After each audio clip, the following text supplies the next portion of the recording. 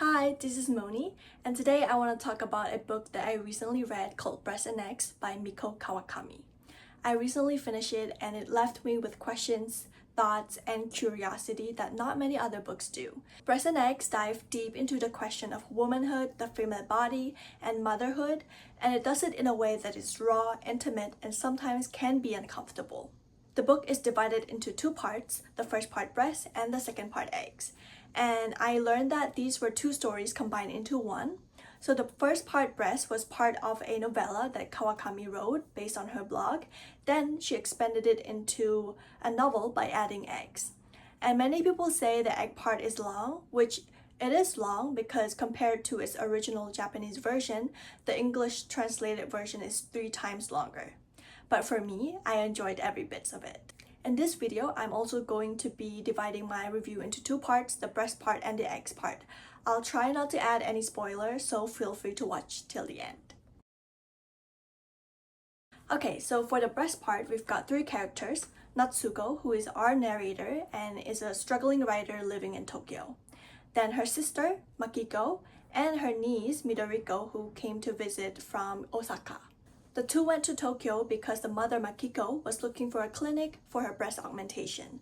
She's convinced that by changing her appearance, it will help her at her job, but also will help her to survive in a world where women are constantly judged by how they look. On the other hand, we have Midoriko, who is her teenage daughter that is going through puberty. She's overwhelmed by the changes in her body that she basically stopped talking altogether.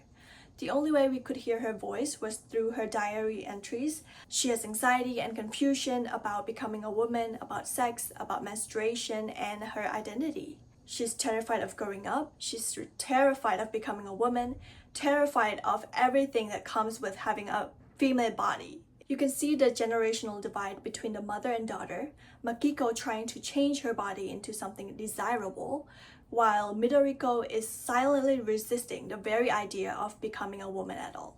Now onto my thoughts about the first part. I feel like the first part can be divided into 3 main themes. The first one is societal pressure and beauty standards. Makiko's obsession with breast implant isn't just a personal insecurity. It's the crushing societal pressure that tells a woman that their value is tied up with how they look. Kawakami did a really good job on showing that capitalism literally profits off of women's insecurity, turning our bodies into things to be sold, bought, and improved. And the second part is coming of age and body autonomy. Midoriko's silence is a protest. Her body is changing in ways that she didn't ask for. Her diary is a way for her to explore her anger and fear. It's a raw depiction of what it feels like to grow up a female. And I think it is relatable to a lot of people, whether you're a male or female.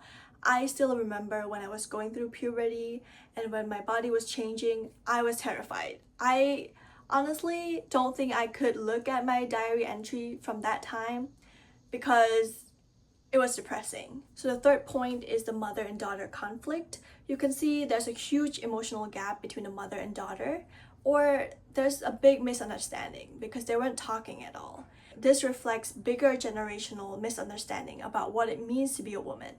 Body image and fear and shame, all of that gets passed down even though it was intentional or not. It's hard even for women to talk to each other about this. Midoriko was having this huge issue with her body, but her mom was already having body issues. So I think she felt like she had no one to turn to, no one to get advice from. This leads to her having even more shame. That was the first part of the book. The second part, X, shifts gears completely from body to reproduction. We jump forward in time where Natsuko is now in her late 30s and is still a writer but still single. At this point of her life, she feels like everyone around her was moving towards something new in life. Her friends or people around her were getting married and having kids, and she felt like she too needed some changes in her life. So she started questioning the question of, does she want to become a mother? One big thing to note here is even though Natsuko was questioning whether or not to have kid, she does not want a relationship and she didn't want to have sex. In fact, having sex, quote, makes her want to die. But she feels like she's having this biological clock ticking and this pulls toward motherhood that has nothing to do with finding the right partner. So she starts researching about sperm donation, fertility treatments, and other ways to have her own kid. Kawakami uses this to explore some really complex questions about choice and autonomy. Like, what does it mean to choose motherhood on your own terms? Is having a child without a partner selfish? What about the child's perspective? Is it fair to deliberately trying to create a single parent family? In this part, we hear not only Natsuko's story, but also about the women she talks to around her. Some of these women chose motherhood, some chose not to. Some had the choices made to them by circumstance. And each of these conversations add another layer to this complex question of what women owes to society, to ourselves, and to the children. What struck me most about this section is how it examined the intersection between biology and choice. Natsuko was dealing with this real problem that a woman's fertility has an expiration date, but she's trying to navigate it on her own terms. It's about reclaiming agency over your own reproductive life, even when society has specific ideas on how that should look like. So this book actually made me search up donor insemination laws in a few countries, and I've noticed that there are still some countries in this world that do not allow donor insemination for same-sex couples and single women, which is wild. Okay, so my final thoughts about the book.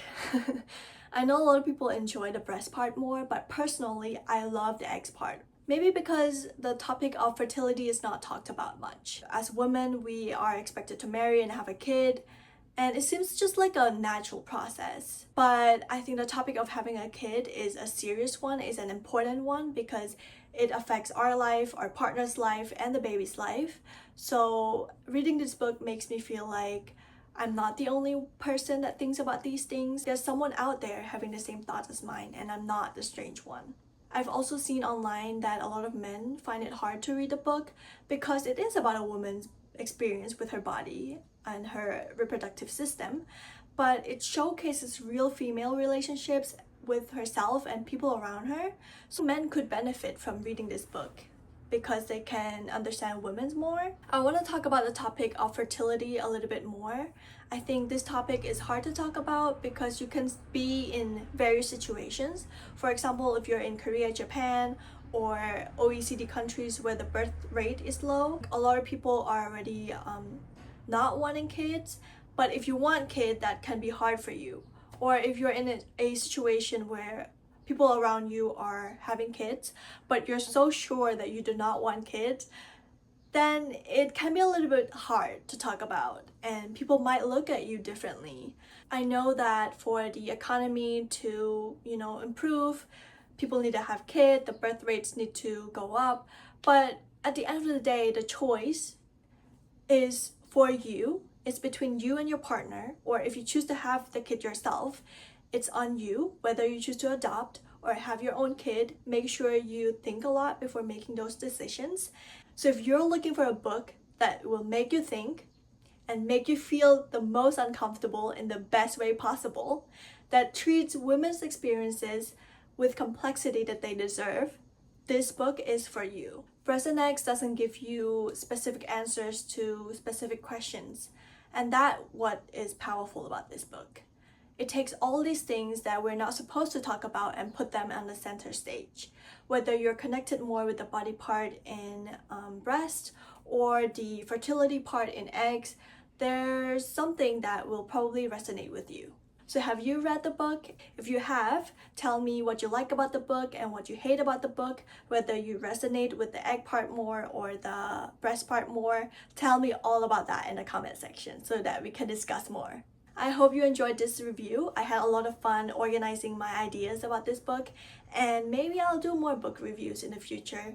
Thank you so much for watching. I'll see you in my next video. Bye!